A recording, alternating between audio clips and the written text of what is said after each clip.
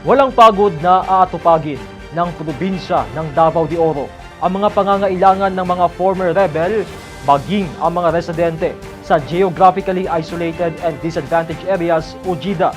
Matulungan at magabayan lamang sila sa tamang landas sa patuloy na pag-arangkada ng mga aktibidad sa probinsya ng Davao de Oro sa ilalim ng sustainment phase effort nito kontra insurhensiya.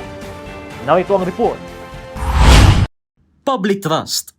Ito ang nais panatilihin ni Davao de Oro Provincial Governor Dorothy M. Gonzaga sa pagpasok ng probinsya sa sustainment phase effort nito sa ilalim ng insurgency-free Davao de Oro. Kamakailan lamang, minarkahan ng Department of Interior and Local Government o DILG ang probinsya ng Davao de Oro ng 100% mark on criteria for peace and development program na nagpapahiwatig lamang sa pagsagawa ng mga nakalatag na programa, partikular sa mga geographically isolated and disadvantaged areas sa probinsya. Andiyan na ang sektor sa kalusugan, edukasyon, turismo, infrastruktura at iba pa.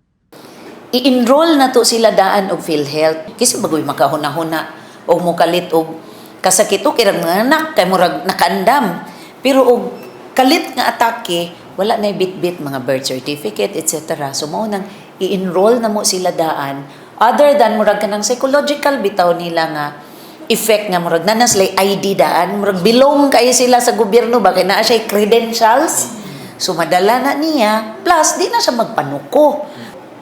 Ang pamaagi manggod nato nga mo-sustain ang atong pagka-insurgency freeze really to make the people believe and trust, gain the confidence no sa tanan nga wa nagyo rason nga mobalik. Naging bukas din ang probinsya sa pagtanggap ng mga NPA surrenderies na labas na sa kanilang nasasakupan. Kaya naging sandalan ng mga former rebels maging ng mga former underground mass organization members ang Davao de Oro sa pagbabagong buhay. Aniya, hindi may sasakatuparan ang mga nakasaad na proyekto kung hindi binigyang importansya ang Provincial Peace and Order Council o PPOC Fund na naging makinarya nila sa pag-implementa ng pangkapayapaang plano.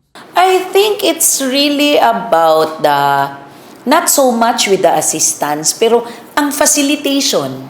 Kanang pag once mag-surrender sila, na plano nga mo surrender, naadayon mo dakop ba? Dagsa dayon ang mga in charge. So this is what we do.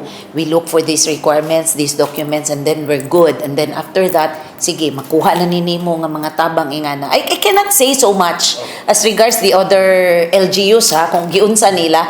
Pero kami, mao na among gibuhat. Nga kung pwede, halagang up dayon kay para mo padayon gyud yang pag-surrender.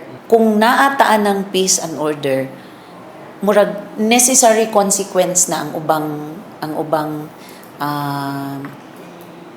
concerns sa pagdumala sa panggobyerno. Automatic na nga murag mo succeed na.